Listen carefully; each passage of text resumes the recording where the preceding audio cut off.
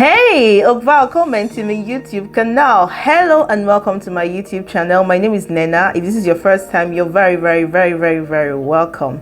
Today I'll be sharing about how to settle down in Sweden fast, mainly the things you need to do on your first few days of arriving in Sweden. This is going to be a very quick short video and I hope you would find it useful and interesting. Let's get right into it.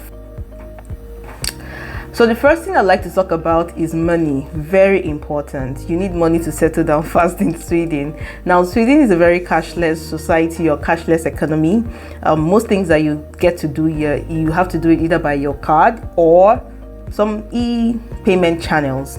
Now, if you're coming from say Nigeria, you most likely will need to get like a dollar card that is funded and possibly inform your bank that you're leaving the country, so your card is open for international transactions. Now, what this will do is to avoid issues later on when you travel, because if you make a transaction outside of your country, it may be flagged as a fraudulent transaction. So to avoid issues or matters that hurt, just get your bank to be aware that you're going to be traveling, so the card is activated for online or abroad international transactions. So that's out of the way. Card, very importantly, you, in addition to having a card that is funded with USD or with foreign currency, you may need some cash. I'll explain why.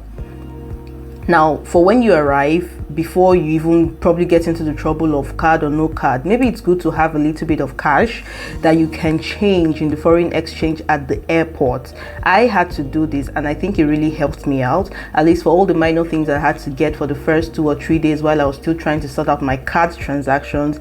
I had cash to be able to do them. So in my case, I got like above 300 euros. I changed naira to euros, and when I got to the airport, there was a place like a foreign exchange. It's kind of yellow in color. I'll put the picture.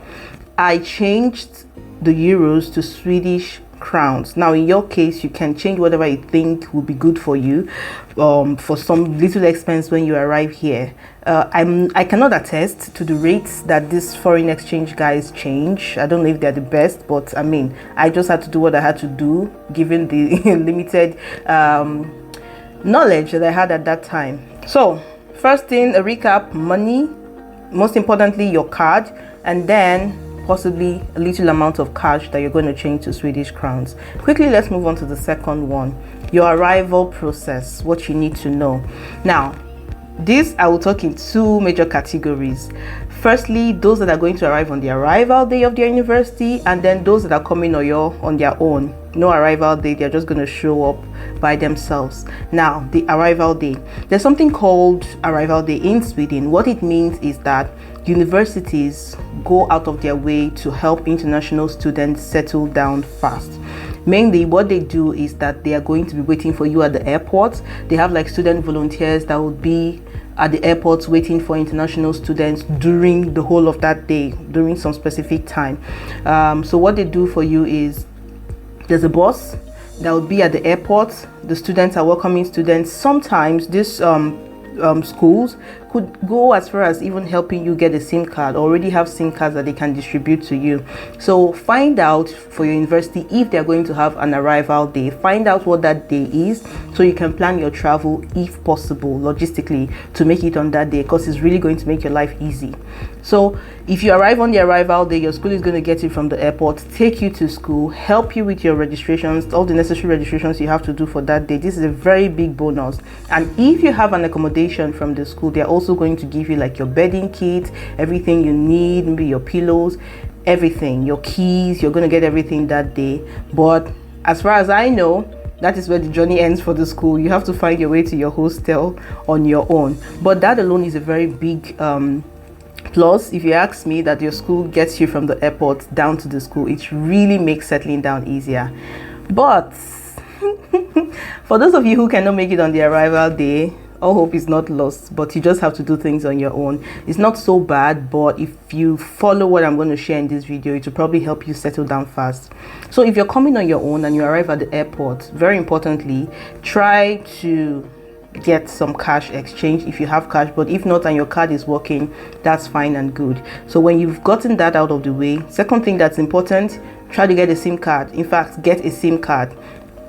and get that SIM card loaded with some data while you're at the airport, because at the airport there's a free Wi-Fi that you can use, but once you leave the airport you may not get a Wi-Fi depending on your mode of transport or how you're going to go. You will not. So get a SIM card, get it loaded, and get your data working. Once you have done this, then you can begin your exit out of the airport, depending on where your final destination is. If you're coming to Stockholm and you fly into Stockholm, good, you get to your accommodation, either your hostel or your temporary accommodation or a hotel, or if you get an accommodation off campus, then you can get there. How do you get there? First, I recommend you take a taxi. If you can afford it, get a taxi that takes you straight to your accommodation, so you reduce the stress, because it's already going to be a very stressful journey. But if you cannot afford that, then plan ahead to study the transportation system of that place and how you can find your way around before you arrive, so you can go with the transport system to your destination. In my case, I arrived in 2020. That's a long time ago. Now that I say it. Anyways, I arrived in 2020, and what I did was quickly change my money. The euros I had, I changed it to Swedish crowns. I went outside, I found a taxi. There were a lot of them. I was even surprised they were wooing me to come. I was feeling special. I took a taxi straight to my hotel because I did not even want to stress.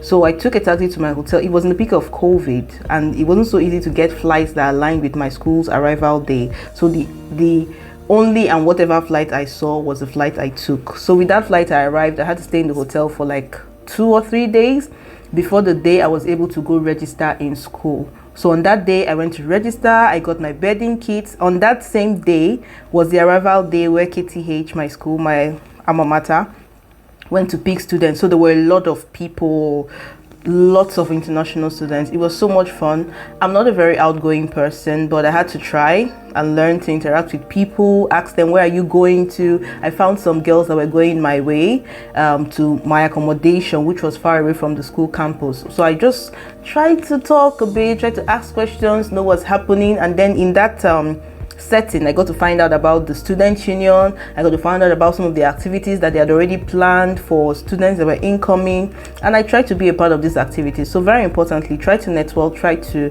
say hello to people, ask questions. Don't be a loner. It won't help you. Okay, so that is that for arriving. Now, when you've arrived in your destination, number 3, you need to relax, you need to rest and prepare for the days ahead. If you go by public transport, good, because you already get used to the transportation system. If you arrive on a weekend, you can begin to kind of move around to try to gauge the environment, get used to the environment, know what's going on, see the buses, see the people, see the scenery, and begin to prepare your mind for what's ahead, because trust me, it's going to be quite a ride. And if you've not already if you don't already know about the transportation, it's a good time to learn even more about the transportation system. Get your transport card.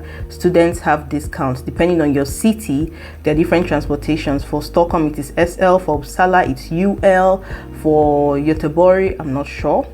But find out what the transportation is, find out what kind of ticket you need to be getting. For students, you have a discount, but at the time when you arrive, you most likely don't have this discount activated because you are not registered as a student yet. So be careful. I have a friend who got a ticket for getting a discounted ticket as a student, even though he did not have his student card, but he was able to get around it. He got registered as quickly as possible before the fine due date and regularized everything. So just be aware of this. Next, I think this is number 4. Once you've settled down, you've gotten used to the environment, you have to go register for your courses. After you are settled down, that's very important, because that is when you're going to get like a T number, or is it a P number, that you use for some other activities.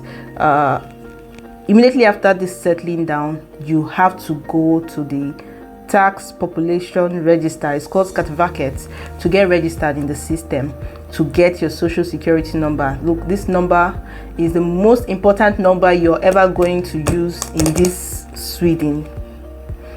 Unfortunately, it's only available for people who will be spending more than 13 months. That means if your course of study is for 2 years and above. I've heard some rumors of people getting it for less than 1 year, but no. Personally, I've not met anybody, but I know that you could get a coordination number. I don't know what it holds as a 2024. In 2020, when I arrived, only if you're studying for 13 months and above will you get a personal number. So that is number 4. Finally, last but not the least, if you're a Christian, please look for your church or look for a place of fellowship. This is important because many people fall into the trap of coming into a country like this, where it looks like some of the social amenities or some of the things that we pray a lot for about are sorted here, and it's almost like there's nothing to pray for. But I dare say that this is when you need God the most. This is when you need a community fellowship, deep fellowship the most, because it's a long road ahead. You're going to be having a lot of adapting to do. You're going to face challenges that you're not used to, and you're going to definitely need a community of Christians. If your church or your place of worship, you don't find it, there are quite a number, then I highly welcome you to join me in my church, Christ Embassy. It's in Sollentuna. I'll put the address in the description of this video. Now, that is all for today's video. I really hope this video helps you in your settling down, and a big congratulations to everyone who's gotten their permit approved. It's no small feat. I wish you guys all the best in your endeavors. Comment in the comment box if you already have your permit and you're coming to Sweden in 2024. I wish you all the best. Thank you so much, and I'll see you in my next video. If you want to learn Swedish, just wait for a few more minutes while I move on to the next session. Hey då, goodbye.